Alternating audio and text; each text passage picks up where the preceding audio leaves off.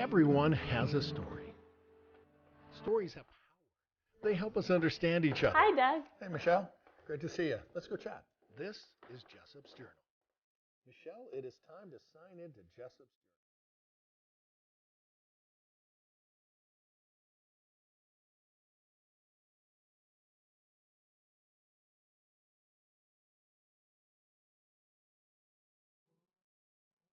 Ladies and gentlemen, welcome, wearing number 19 from Pepperdine University, Michelle Maemone. That's great. Okay. Yeah. Hi, Michelle. Hi. Great to see you on Jessop's Journal. Thanks for having me. So I tried to do a little announcing thing, and what in the world, what's number 19? Why should people even know that? Well, that is the number I wear for the Utah Royals. When I got to the team and was able to pick a number, that was one that really stuck out to me, and it was one that was available. And so that's the number that I wear, and it's kind of cool because it's the year I graduated from college. It's the year I got drafted, and number 9 was kind of significant for me growing up. It's the number I wore, and so I was like, that's close enough. So number 19 is what I wear. And what sport are we talking here? Women's soccer. Women's soccer. Yeah. So number 1, congratulations. That's Thank pretty dang you. awesome. So, Pepperdine, to me, sounds like, okay, you probably grew up somewhere in the Bay Area or something like that? I did, up in San Jose in a little suburb called the Almaden Valley. Okay. What was it like growing up? I loved growing up there. I'm really close with my family. I'm the youngest of 3, and grew up going to all my siblings' games, and that's kind of how I fell in love with the game myself. Wow. And soon became a passion of mine and stuck with it through college, and that's why I'm here today. But I absolutely loved growing up in the Bay Area. So beautiful. I love California. It's changed a lot since I was young. It's gotten more fast-paced. Oh, yeah. A lot of big corporate businesses have come in.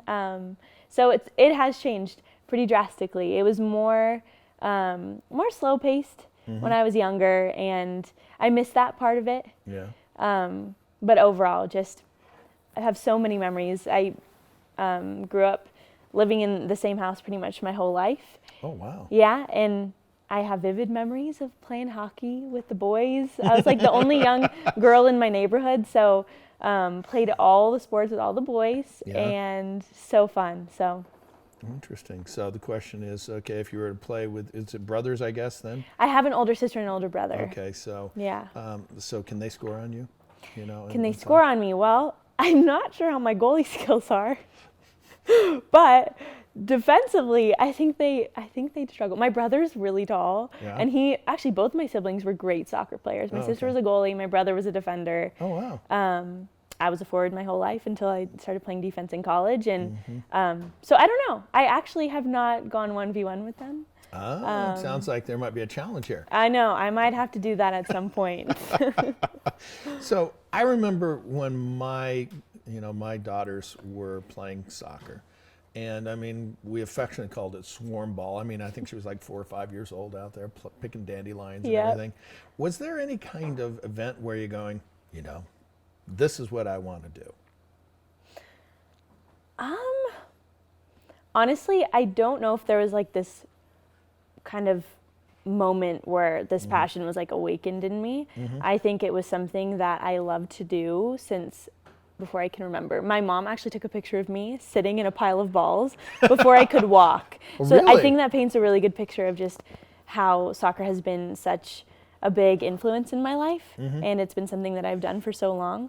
And like I said, I don't think there was a single moment, but there were definitely times throughout my career where I realized how much I loved it, to where I was wanting to continue on to play in college and potentially have a chance of playing pro. I did have those dreams when I was young. I can still remember telling my dad when I was like 6 or 7 that I wanted to be a professional soccer player. And Really? Yep. And, did I really think that dream was going to come true?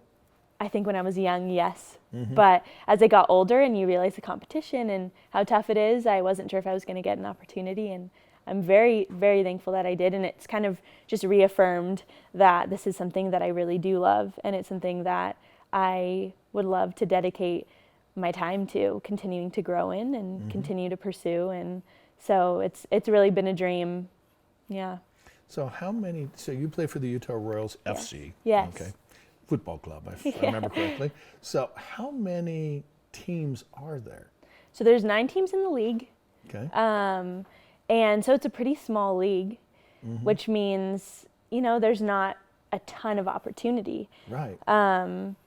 So in the draft, it's 36 girls get chosen, and there's 4 rounds. Yeah. And there's a really pretty big amount of, there's a big number of girls that enter. So getting drafted it's pretty difficult. And I put my name in super last minute into the draft. I wasn't actually planning on doing it. Okay. I kind of had decided my senior year that it was going to be my last year playing. And little did I know that it wasn't going to be my last year. I didn't think anybody really knew who I was. Pepperdine's a great program, but our conference is pretty small. Right. And I wasn't sure if I was going to have an opportunity. I wasn't really acknowledged throughout the conference. I wasn't an All-American. I wasn't first team All-League. But I was a part of some really, probably I think 2 of the best teams Pepperdine has had in their history of the 26 years that it's existed. And just kind of in the background, which I love that because I play because I love to play. So when the draft came around and I ended up getting drafted, I wasn't even at the draft. I was in class. Yeah. Hey, got a text, by the way. You got a new job or what? I kept getting this call from a number I didn't know. Okay, and of course you're not going to answer that. And I wasn't going to answer right? because I was watching, and it was actually our coaches, the coaches for Utah. Uh-huh. And I was declining their call, and they were going to tell me that they were going to draft me. Uh-huh. And I had made this joke with my coaches because my coaches were at the draft. And I told them, I was like, if I get drafted, just FaceTime me so I could see my picture up on the big draft board as a joke. And Amanda Duffy gets up there to, say who Utah picks with their first pick of the draft. And right as they're about to say my name, I get a FaceTime call from my coaches, and it's my picture up on the draft board. And it was like immediate tears because I really... Very cool. Thank you. Oh, yeah, man. It's an exciting story, and I think it just I hope it gives some type of hope to girls who maybe weren't acknowledged, or girls who don't think anybody knows who you are. All it takes is one person. All it takes is one person to see you and see something in you that they believe in and are willing to give you an opportunity and a chance and just run with it. Okay, really off the wall question. What class were you in when you got this? So funny, because I was actually just about to go into my voice class. Yeah. I had to take one elective to fill my requirements, and so I decided to take a voice class. I love music. Really? Yeah, and so my teacher, she was teaching a class right when I was drafted, and she just heard me crying outside because I was so excited. And her students, everyone was they were worried. They thought something happened, serious. But when I got in there, I told her what happened, and she was just ecstatic for me. And very cool. Yeah. Well, geez, I'm tempted to see if you want to sing for us now. Oh no, oh gosh. Yeah, I have done that before. So, what kind of music do you like? My music taste is very wide. I love a ton of different music. My brother's actually a professional musician. Really? Yep. So he has had incredible opportunities with that, and I actually, just a little bit of my story prior to going to college, I had back-to-back ACL tears. So I was out pretty much my sophomore, junior, senior year of high school, and my comeback year was my freshman year at Pepperdine. So in that time frame, I taught myself how to play guitar. My brother was super encouraging. Really? I needed an outlet, and soccer had been that outlet for me since I was really young, and it was the first time in my life that I didn't have it. And so I started to just cling to music, and it was amazing because I actually saw how that whole experience set me up for something in college. I ended up leading worship at our athlete chapels at Pepperdine. And yeah, so that's just a little background on my music story. But my music taste is very wide. I love oldie classics. I love Elton John, Billy Joel. I'm a big fan of alternative kind of band music. And I love the 1975, The Head and the Heart, Dermot Dermot Kennedy. So many different. It's hard to. I have so many artists that I love. Very cool. But I love music. It's been something that has been really big in my life. So. Interesting. Well, we'll have to talk about that again later sometime. Yeah, for sure. But so you mentioned worship. It sounds like your faith is something important to you. Yes. You want to go into that a little bit? Yeah. Yeah. I mean, it would not. I don't think I would be here today if it wasn't for the strength that I believe God really instilled within me. Just things that have happened in my life and things that have happened in my family's lives. I've just seen God's, just like the grace that he has for us and the love that he has for us. And I grew up in a Christian home. My parents are like the most amazing people that I know, and I still am like blown away that they're mine. And the siblings that I have too. I've been surrounded by the most incredible people my whole life that have encouraged me to pursue the things that I love and to always never lose sight of the fact that my identity is never in what I do, but it's in Christ, and it's in who he says I am. And I think my faith really became my own when I got into high school. I had a really cool experience where I think I really was made aware of the sin in my life and the things that I was a part of, the things that I was doing that were not indicative of what I believe in. And when I got to college, I saw that even more so. My eyes were really opened to just the life that I was living, and I felt like here I am leading worship, and then some of the acts that I was doing and the actions that I was taking were not indicative of what I believed in. And I had kind of hit this turning point where I was like, I want my life to be a reflection, because I want people who are curious and who are searching for God, to be able to look at me and be like, that's how I want to live. And not that I'm perfect by any means, because I make so many mistakes and I'm so imperfect, but I think it's realizing that and realizing God's redemptive power and his sovereignty. I mean, it's changed my life and has just awakened my eyes to realizing that anything good that comes in my life is not my doing, but it's completely been in the plan. And the bad things that have happened, it's not that God makes those happen, but he's allowed them to happen, and we grow from those experiences. And so that's just a little background on my faith. Yeah. Well, the thing that I wonder, because now you're, like it or not, you're a public figure. Okay, so so when you're saying you want to be reflective of your faith, but the other thing is, okay, you've also got probably a lot of young girls that are going, geez, I want to be like Michelle. Okay, has that hit you yet? There was this one moment after a game when we were signing autographs. Okay. And I'll never forget, it was after our third game, and I wear a Lululemon headband. Like I've always worn them. Okay. And this one girl was like, can I have your headband? And I was like, you want my headband? Mine? Like, that's significant to you? And so I took it off and I gave it to her. And I realized, I can't do this every game. These are like kind of expensive. But in that moment, and then that's kind of when things changed, like signing autographs and people wanting to take a picture with you. And this one guy came up to me and had my jersey. And I was like, oh my goodness, I've never had someone buy my jersey. Like, that is just crazy to me. And then there's this one picture I have of me taking a picture with like this group of little girls. And I just have vivid memories of being on the other side of that. Yeah. Not that long ago. And remembering what it was like to dream of being on the other side as the player taking the picture with the girls. Right. And you know how before you head out onto the field to play, you're holding like a little girl's hand.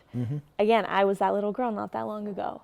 And here I am, like, ready to go play a game in this professional setting, and I'm holding this little girl's hand who's probably dreaming of being on the other side.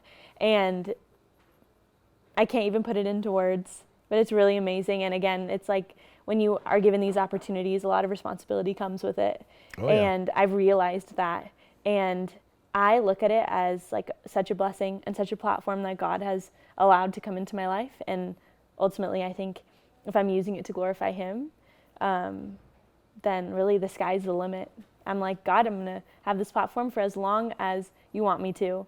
And when soccer, the door closes, I'll be okay with it because, again, my identity, it's not in what I do, but it's in who I am in Him. And that kind of ties my faith back into that. But yeah, it's been surreal for sure, just being on the other side. Well, one of the things that we like to look at, and one of our underwriters is Rustico, and they make these special journals, and they have a little phrase that says "leave your mark." So, like for example, my journal, the normal journal, and they made one for you. It's nice and smooth and everything, but no, mine's got the scars and everything because they handmade it for me, and it kind of, to me, shows that life comes with scars. It's just those marks that come along with life. But the other thing I look at is, to me, leave your mark also is kind of your legacy. Now, granted, you're just starting your career and everything, and you were doing it spectacularly, but how does Michelle want to leave your mark? I mean, first and foremost, when I think of leaving my mark, I want to be remembered as someone of character that spans across everything that I do. And I think with that, when you are a person of character, the attributes that you hold dear and that you want to practice are things that I think can really like set you apart in some ways when it comes to competing. And when I think of the things, it's like being someone that your teammates never doubt if you're working your absolute hardest. They never doubt that that you don't have their back. Like they know that you do. And being someone that, like you said, like little girls look up to, and they're like, that's who I want to be. Yeah. And not just as a soccer player, because again, like it's soccer is has been an amazing thing in my life, but it will come to an end at some point. And so I want to be someone that's the type of person that I want to be. And I'm not perfect by any means, very far from it, but I would love to just be someone that, again, people look at and they see as someone of faith and someone who really loves the people around them and cares deeply about the people they're with. And it's not just about competing. Right. It's a lot more than that for me. And I think that's the mark that I'd like to leave. Well, thank you so much for coming on Jessop's Journal. Thank you for having me. Michelle, thanks again for coming on today. We have some lovely parting gifts from our underwriters. Okay, first off, it's Jessop's Journal. So we got to get a journal, not with my name, but with yours. And the folks at Rustico made that very thing right there. I hope they spelled it right. Okay, got it? They got it. Oh, beautiful. Ed likes to say these pens write themselves. So you got your own little Rustico pen. I wear a hat every single day. My official hatter is, of course, JW Custom Hats. They're going to make you your very own hat. It'd be a blast, I tell you. The other thing is I love plants, and to make those plants look good, you got to have some liquid dirt. And these guys are actually going to give you this particular string garden plant. And then lastly, we got some adult beverages from the folks at Five Wives. Michelle, the thing I want people to remember is that stories have power. They help us understand each other. With another entry into Jessop's Journal and Michelle Maemone, I'm Doug Jessop, ABC4 News.